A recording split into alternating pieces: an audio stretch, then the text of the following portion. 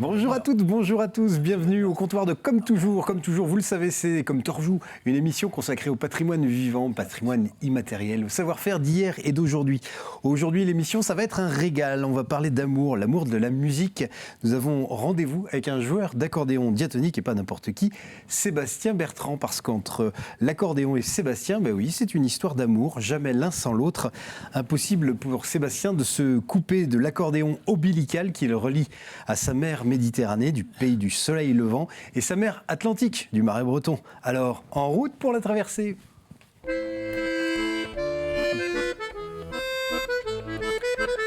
Alors, on dirait que ça se passe du côté du Marais breton. L'histoire vraie de vrai de Sébastien, dans une famille où on a le goût des musiques traditionnelles, de la culture traditionnelle. Enfant, Sébastien, alors qu'il allait jouer au bois ou Veuze, les lauriers sont coupés, eh bien il tombe nez à nez devant un drôle d'animal, une sorte de ver de terre, une sorte de petit haché en plus gros. Sébastien a bien envie de le couper en deux, mais contrairement au ver de terre, eh bien ça ne donnera pas forcément naissance à deux accordéons. Alors il décide de l'observer, et chose étrange, il s'aperçoit que ce drôle d'animal, d'une dizaine de kilos, vit à l'état sauvage en bandoulière. Un soufflet en guise de poumon, l'animal a des lames chevillées au corps, la lame facile qui vibre au moindre courant d'air, comme lui. Alors, en moins de temps qu'il ne faut à Piazzolla pour balayer les touches de son piano à bretelles, eh bien, il embarque cette bête à musique. Entre eux, finalement, c'est l'accord parfait. Ils se promettent fidélité. L'accordéon lui demande sa main et Sébastien lui donne les deux. Pas question de se tourner les pouces, alors ces 10 petits doigts qui touchent à peine majeur vont être enrôlés au service musculaire dans l'armée de l'air. Et parfois, le ton ou le demi-ton monte entre eux, mais l'accordéon se fait rebelle. Alors Sébastien n'hésite pas à lui remonter les bretelles, il le tient en laisse et très vite, l'accordéon se remet au diapason. Oui, l'accordéon a horreur du conflit. Ne dit-on pas que l'accordéon est l'instrument de la cohabitation? Un coup à droite, un coup à gauche. Allez, je m'égare. Revenons à nos boutons. Ces deux-là, ils sont inséparables. Ils sont de toutes les aventures. Du duo Bertrand au Sloy en scène, en passant par les orchestres symphoniques, jusqu'à décrocher le Grand Prix Charles Cros, catégorie musique du monde. Artisans du spectacle, du beau, du sensible, ils sont des baliseurs des peuples et des cultures qui courent le monde et attrapent toutes les mélodies, graves, aiguës. Ils se branchent sur tout, rap ou rhapsodie, lac des signes ou hip-hop, musiques actuelles, Grande Danse Connection Club. Et sur les chemins, les étoiles sont belles et les voilà qui tutoient tous les deux les anges. Alors de grâce, offrez-nous d'autres traversées, Sébastien, d'autres traversées musicales. Et puis bon vent dans la vie, belle vie dans les histoires. Vous n'avez pas peur des dragons, vous avez un accordéon. Allez, quel est son parcours? Que retenir des aventures scéniques? Aujourd'hui, quel projet? Et l'importance de la transmission, les cours, transmettre des savoirs, autant de questions qu'on va poser à notre invité Sébastien. Bonjour Sébastien. Bonjour. C'est un vrai bonheur de vous recevoir. Merci, un bonheur de vous écouter aussi. Et on a commencé avec un extrait de, je dirais, votre dernier album, Traversée, qui a déjà 6 ans. Oui, un extrait, La valse d'en face, parce que c'était une espèce de manière de raconter ces deux rives, comme vous l'avez dit dans votre texte introductif. Oui, en fait, j'ai joué à Paris ce spectacle Traversée dans une galerie qui s'appelait la Galerie d'en face. En fait. C'était une manière de faire le lien, et puis de faire le lien entre le Liban et la Vendée, effectivement. Mais plus que ça, en fait, c'est cette manière de regarder d'où on vient, qui on est. Donc ça peut être d'un autre pays, mais ça peut être d'un petit territoire, ça peut être d'un voisinage, ça peut être d'une petite pièce qu'on n'a pas vue à côté de chez soi où on a répété. Donc c'est juste ce petit temps qu'on prend à voir d'où on vient, en fait. C'est déjà magique. L'émission, elle est déjà commencée avant même que je vous ai présenté, ou que je vous présente deux personnes. Je ne sais pas si vous les connaissez. J'ai du mal, en fait. Celui qui est à côté, là, j'ai des souvenirs de lui tard dans la nuit. Vrai. Et puis l'autre, j'ai des souvenirs de lui tard dans ma vie, en fait. Jean-Pierre Pouvreau, Jean-Pierre Bertrand.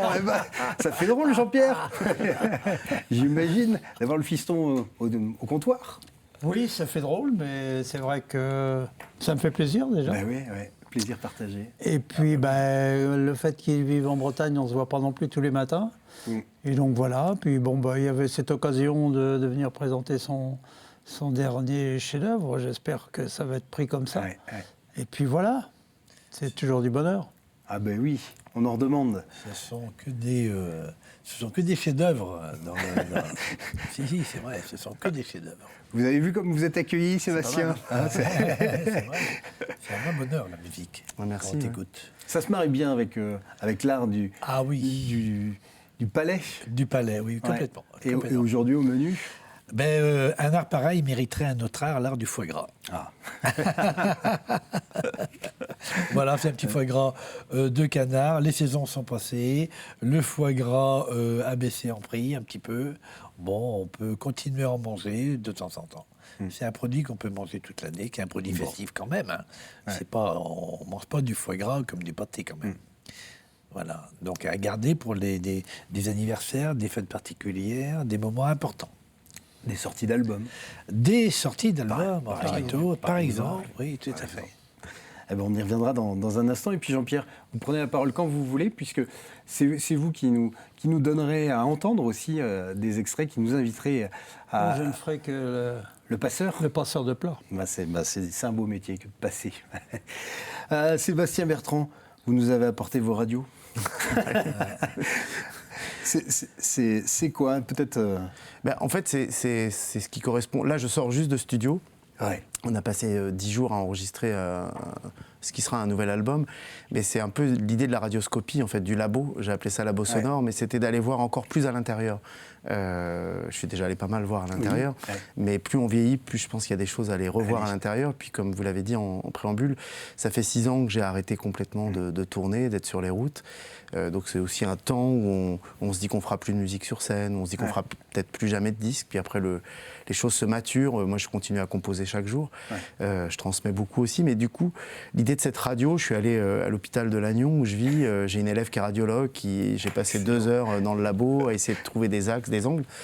Et ce qui m'a donné l'idée de ça, c'est quand on prend l'avion, en fait, nos instruments passent à la radioscopie, à la douane. Et c'était de me dire, si je veux encore plus voir dedans ce qu'il y a peut-être encore des nouvelles connexions à faire. Et c'était ça mon idée de labo, en fait. C'était de réunir des gens qui ne se connaissent pas. J'étais le seul dénominateur commun avec les musiciens que j'ai invités. Et c'est de faire que dans cet endroit enfermé, qui pourrait être une piole d'hôpital, en fait, quelque part, on va se retrouver à ciseler ensemble et à fabriquer et faire en sorte que ça passe entre les courants. Et puis, un qui vient du jazz, une violoncelliste qui vient de la musique classique, une chanteuse lyrique, le pianiste, effectivement, du jazz, puis moi qui viens des musiques traditionnelles, de l'oralité. Et avoir ensemble une matière commune à ciseler qui sont mes compositions. C'est de l'exploration, en fait, finalement. C'est la prise de risque, c'est vraiment de l'exploration sonore. Et puis c'est aussi une manière pour moi, alors même si ça reste ma musique, donc c'est des choses que les gens peuvent se dire, tiens, c'est des ritournelles qu'on a déjà un petit peu dans la tête, mais c'est d'aller me mettre moi-même en danger, avec des gens qui ont une autre culture, et les mettre eux-mêmes en danger, et s'apercevoir qu'à un moment donné, il y a une trace, il y a quelque chose qui fait qu'on va construire quelque chose. Et puis il y a le côté aussi durée dans le temps, éphémère, qui fait qu'à un moment donné, il faut produire en 10 jours quelque chose. C'est le travail de l'instant, finalement. Et c'est de le saisir avec un ingénieur du son qui est là présent, et de se dire que c'est aussi ce qu'on va raconter dans cet album, c'est que c'est la rencontre qui peut permettre aussi des choses. Alors, dans le monde qui nous environne, c'est ce qui manque des fois. C'est juste la rencontre et puis l'écoute de l'autre. Et c'était cette idée-là aussi. Ça vous a toujours tenu à cœur, parce que dans le billet d'intro, je parlais des différentes aventures entre Sloy, entre le Dance Connection Club. L'idée d'aller décloisonner les disciplines, de croiser les univers, c'est quelque chose qui vous tient à cœur, ça? Oui, alors ça tient peut-être du parcours avec mon père. On tient le coupable? Non, mais c'est vrai aussi, tout gamin, moi je suis embarqué, je suis en costume folklorique, mais je vais aussi au collège, je vais au lycée, je fais des études. Il y a cette confrontation d'aller en boîte de nuit avec mes potes et en même temps de jouer de l'accordéon diatonique, ça peut paraître ringard. À un moment donné, on est dans un département touristique, pouvoir aller jouer dans des campings, dans des restos, comme chez Jean-Pierre à l'époque, mais aussi dans des boîtes de nuit. À Saint-Jean-de-Mont, je me suis en Macao. C'est qu'à un moment, on se dit, en fait, cette musique-là, et quand on regarde ce qui se passe dans d'autres pays, elle est aussi actuelle c'est toujours ça qui m'a interrogé. Aujourd'hui, à la radio, en France ou à la télévision, on passe beaucoup de musiques qui viennent d'ailleurs et on n'a pas rénové, entre guillemets, ou laissé évoluer notre musique issue de la tradition. Et je me disais je me dis en tout cas que si on le porte comme on est aujourd'hui, ça peut permettre de la voir circuler un peu partout. Et oui, c'est un challenge. En même temps, je pourrais rester dans une zone de confort. Oui. Et en fait, être déconfortable, c'est pas mal aussi, parce que ça nous oblige à aller plus loin. Des fois, on se plante. Il y a des projets qui sont moins intéressants, mais ça fait rebondir sur d'autres. Et puis, on se dit, tiens, là, je peux affiner ça. Et puis, ça fait grandir aussi. Moi, j'ai appris par l'oralité. Je connais pas le solfège. Je compose sur l'instrument, plusieurs voix, 3, 4, 5, 6 voix, si j'ai des idées. Et puis là, dans ce projet-là, la violoncelliste qui a l'oreille absolue, qui joue dans l'orchestre de chambre de Genève, elle a dit, oui, mais là, moi, ça me met en danger. J'ai plus de partoche. La chanteuse lyrique, qui à un moment donné va chanter. Voilà, le pianiste qui va dire, oui, mais là, si tu fais des basses comme ça, n'en fais plus. Moi, ça me permet d'harmoniser autrement. Et à un moment donné, c'est comme le foie gras de Jean-Pierre. Il va prendre une saveur particulière. Parce qu'il sait d'où viennent les produits. Il a parlé de ces saveurs. Là, je voyais du pain d'épices ou je ne sais quoi. Donc, ça va se transformer. Voilà. Une des qualités, c'est l'écoute, alors, du coup. C'est la proposition aussi, oser proposer, et puis ensuite oser écouter, et puis se prendre le danger du mélange en fait. Donc je pense qu'il faut être toujours en éveil pour proposer, puis savoir recevoir, et puis embarquer, se laisser embarquer. Donc, et puis à la fin, il y a quelque chose qui se fabrique. Alors c'est vrai que un repas, on va le déguster, puis on s'en souviendra un peu ou pas du tout. Pas du tout. Alors un disque, quelque chose, ça reste. Donc c'est de se dire aussi qu'on va laisser une trace avec ses qualités et ses défauts. Et ses défauts, Et c'est une aventure solitaire que de penser à un projet comme ça pour mieux se retrouver. C'est quoi le rapport d'un artiste musicien? Vous avez fait un album solo, Traversée. Je ne sais pas si vous l'avez donné en concert ou s'il y a eu une suite de... Et puis aujourd'hui, se lancer dans l'aventure collective, comment on gère ce rapport entre collectif et puis travail solitaire? Pour moi, c'est un gros travail solitaire. C'est vrai que Traversée, il y a eu le Grand Prix Charles Cros. Oui. Après, j'étais invité à jouer un peu partout. Il y a un travail avec un orchestre classique aussi. Et c'est là où j'ai arrêté, en fait, parce que j'avais besoin de me retrouver, en fait, de moi-même. Parce qu'on peut être sur la route tout le temps, avec plein de gens partout. Oui. Il y a ce côté aussi euphorique des applaudissements. Et 5 minutes après, il n'y a plus personne, en fait. On se retrouve tout seul. Vous connaissez ça. Et du coup, là, l'idée, oui, moi, j'ai beaucoup marché, regardé, je suis assez contemplatif aussi, malgré mes airs mouvementés comme ça. Donc c'est un travail, oui, solitaire, et puis à un moment donné, on a besoin aussi d'agréger. Alors même sur un solo, il y a d'autres, il y a les ingénieurs du son, il y a les graphistes, il y a des conseillers qui peuvent dire, tiens, là, t'as fait ci, t'as fait ça, donc des gens qui viennent vous aider sur la musique, mais si on va au bout du bout, oui, c'est assez solitaire et ça reprend nos émotions. Donc c'est ce qu'on a dans le bide. Donc si on laisse aller, et moi j'ai eu besoin de ces 6 ans pour faire autre chose, aller voir d'autres paysages, des moments de doute aussi, de se dire j'ai peut-être plus rien à dire du tout en fait. Et on n'a pas toujours quelque chose à dire d'ailleurs. Donc c'est juste de se dire je prends assez de temps de recul et peut-être ce que je vais proposer là ne va pas raconter grand-chose aux gens. J'en sais rien. En tout cas, je prends le risque. Et j'étais arrivé à un point de bascule où il fallait que je le fasse. C'est ça. Donc c'est qu'à un moment donné, soit vous le gardez pour vous, soit ça déborde et il faut le livrer. Vous parlez de musique du ventre, du bide.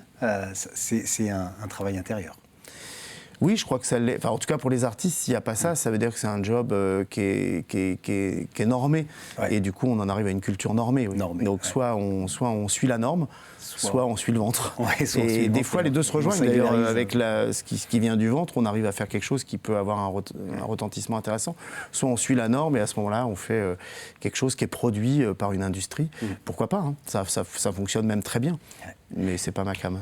Ça donne quoi quand ça sort tout juste de... Allez, ça a été une aventure où on s'enferme dans un studio, l'extrait est tout frais. Je passe la parole à Jean-Pierre. Peut-être vous pouvez nous dire quelques mots sur ce qu'on va entendre ou qu'est-ce que vous nous proposez à écouter? En fait, je vais être comme vous. Je vais pas découvrir complètement parce que hier soir, on s'est installé autour de la table et on a écouté religieusement l'ensemble du fait de la future édition. Évidemment, moi, j'ai forcément plusieurs vues de la chose. D'abord, le fiston qui fait quelque chose, c'est naturel qu'on s'émerveille et puis que voilà. Et puis après, j'ai d'autres réactions qui sont celles du développement, de l'évolution, du côté artistique. Et j'ai une autre vue, d'ailleurs on en a un peu parlé ce matin, une vue sur le devenir des musiques dites traditionnelles. Donc quelles sont les voies, quelles sont les actions qu'il va falloir que ce monde de la musique traditionnelle, au risque de disparaître, parce que c'est ce qui est en train de se produire tout doucement, là. Voilà. Ou bien, qu'est-ce qu'il faut faire pour lui redonner sa place dans les programmes de radio, de ceci et de cela. Et donc, d'entendre ça, j'avais ce triple regard, enfin, triple écoute, qui effectivement, c'est pas si simple que ça. J'aurais besoin là aussi, de digérer un peu tout ça, de m'habituer. Ouais. Moi, j'écoute, dans ma voiture, j'écoute toujours de la musique, mais c'est parce que je me suis monté ma clé USB. Ouais. Que je voyage à travers le monde et tout. Et à force d'écouter tout ça, ça fait quand même réfléchir sur cette situation actuelle en France. Et on est d'accord qu'actuellement, il y a des pays où ça explose en création et tout, et d'autres où ça vivote jusqu'à petit à petit s'éteindre. Il y a quand même un problème. Je ne sais pas, j'ai pas de solution, mais on a eu une matinée de réflexion avec le professeur François Picard, donc à Sorbonne, un de nos amis, Michel Colleux, qui a été le directeur des éditions sonores du Chasse-Marée, et une jeune femme qui est doctorante, qui va faire sa thèse sur la transmission des musiques traditionnelles. Donc on a passé notre matinée à échanger sur ces propos. J'avoue que malgré l'expérience, j'en reste dubitatif, je me pose des questions. Mais dans les musiques traditionnelles, l'ADN des musiques traditionnelles, c'est bien ce mélange, c'est bien à chaque fois renouveler l'exercice. Non, c'est une vue de l'esprit. Les musiques traditionnelles, c'est parce qu'elles sont vivantes. Ouais. Alors comment le sont-elles ? Alors effectivement, tous les musiciens ont tous été imprégnés par un autre. Par un d'abord celui qui leur a appris souvent, transmis, ou qui leur a donné envie. Et puis après, il y a ceux qui sont restés dans leur village. Et puis il y a ceux qui ont fait la guerre de 14 ou napoléonienne, et puis qui ont voyagé, puis qui ont entendu plein de musique. Autre chose, Alors, c'est quand même... ça se réduit même pas à ça. C'est trop compliqué pour comprendre. D'embrasser comme ça. Je vais prendre un seul exemple, c'est les musiques dites d'Israël. Il n'y en a pas. C'est une multitude de musiques juives qui aujourd'hui se concentrent un petit peu en Israël, mais en fait, chaque communauté c'est elle-même imprégnée de son environnement. Quand on écoute un orchestre juif à New York, et puis qu'on orchestre un orchestre juif en Hongrie, par exemple, ou même en Asie, ou en Afrique du Nord, ça n'a rien à voir. Et pourtant, c'est les mêmes sources, les mêmes vies. C'est ce qui, moi, m'anime dans ces musiques dites traditionnelles, c'est qu'elles sont vivantes, elles ont été vivantes chez nous, elles le sont moins.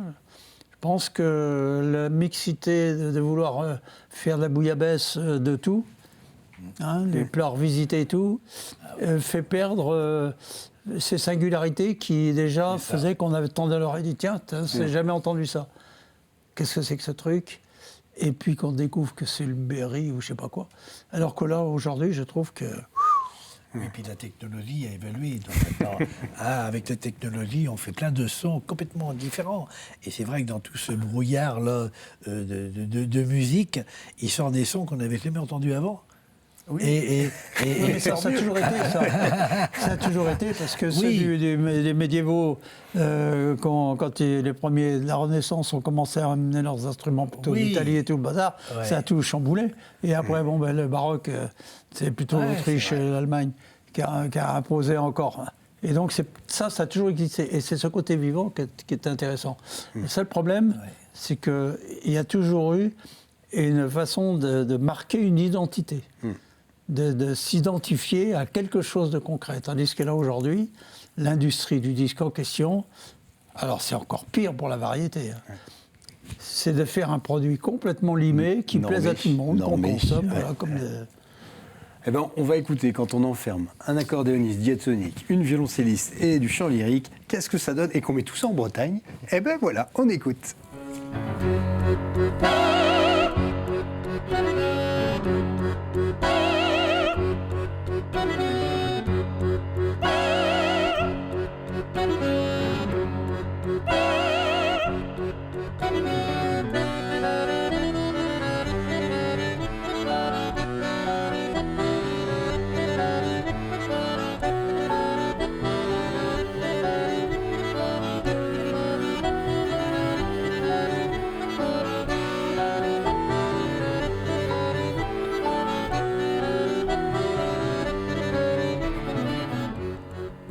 vois l'œil de Sébastien. Qu'est-ce qu'on en pense quand ça sort juste? Là, il reste beaucoup de travail à faire, parce que là, vous nous offrez la primeur de...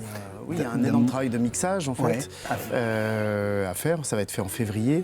Il y a un travail d'écoute, maintenant, à plat de ce qu'on a eu fait. Ça a été fait entre 2 maisons, en fait, dans ma rue. Donc, ça a été chez un voisin, chez moi, chez un autre voisin qui est vidéaste. Donc, on a aménagé une boîte dans la boîte, en fait. C'était de faire un studio à nous.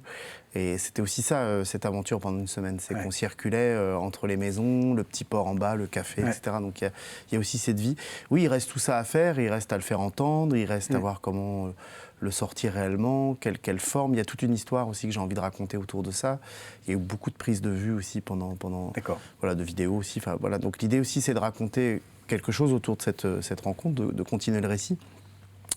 Et puis après, il y a peut-être à le faire vivre sur la route, scène, un peu, parce que j'ai vraiment plus envie de repartir. Il faut dire aussi que vous avez enchaîné les dates, les tournées, un peu partout. J'en ai fait beaucoup, beaucoup. Mais j'ai plus vraiment la fibre pour ça. Après, là, il y a déjà, sans que ça a eu... Enfin, vous êtes les premiers à l'entendre. Merci il y a déjà une demande d'une tournée au Québec, en Italie. Enfin, il y a plusieurs...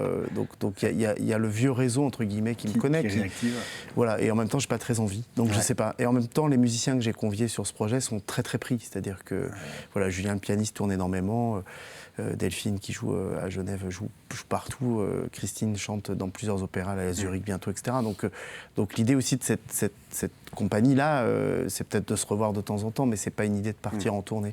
Voilà. Après, j'ai appelé ça Labo Sonore 1. Donc peut-être qu'il y aura un Labo Sonore 2, peut-être des labos sonores aussi avec ces mêmes gens-là, mais plus quelques invités. Donc il y a aussi l'idée peut-être de se balader avec ce truc-là et d'en faire un objet vivant qui va peut-être venir agréger tel ou tel à un moment. Nous, on ne demande que ça.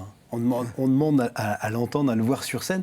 Et puis peut-être pour argumenter la chose, le plaisir des tournées, c'est aussi le plaisir du palais. Et que voilà, il y a des belles choses qui vous attendent, Sébastien. Il y a plein de belles choses partout à manger. Ouais. Et ça me fait tout de suite la transition avec, on va passer à table avec Jean-Pierre Pouvreau. C'est rigolo parce que, Sébastien, tout à l'heure, tu disais qu'il peut y avoir des loupés dans les répétitions expérimentales de ce que vous avez mis en place, ce qui est formidable, je trouve ça formidable. Mais en cuisine, c'est pareil, tu as souvent des loupés comme la tarte tatin, qui était un des nombreux loupés, qui est devenu un classique, quoi. Voilà, et puis il y en a une multitude d'autres. Donc les loupés, en fin de compte, permettent d'avancer. C'est loupé d'une certaine manière, mais... Et c'est peut-être la clé de la réussite d'autres choses derrière. Parce qu'on prend, voilà, c'est une des bases. Bon, alors, le pâté gras, le foie gras. Principe de base, acheter des bons foies de canard ou oie. Le canard a un goût un petit peu plus fort que l'oie. Alors, il y a une méthode. Vous les achetez dénervés ou vous les dénervez.